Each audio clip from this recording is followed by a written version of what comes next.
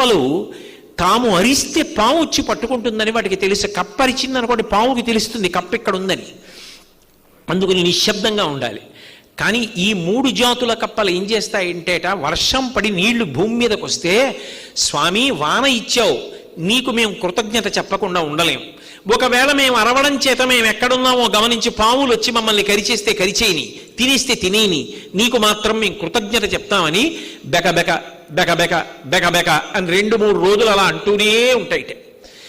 అవి చచ్చిపోతామని కూడా చూడకుండా కృతజ్ఞత చెప్తాయి.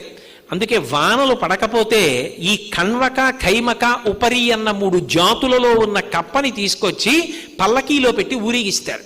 స్వామి మేము కృతజ్ఞులమై ప్రవర్తించాం, యజ్ఞయాగాదులు చెయ్యట్లేదు, నీ మీద కృతజ్ఞత కలిగిన వాటిని పల్లకీలో పెట్టి పట్టుకున్నాం, వాటి ముఖం చూసి మాకు వాన కురిపించని. కప్పకి పూజ చేస్తే వాన వస్తుందన్న ఆచారం అందుకొచ్చింది. కృతజ్ఞ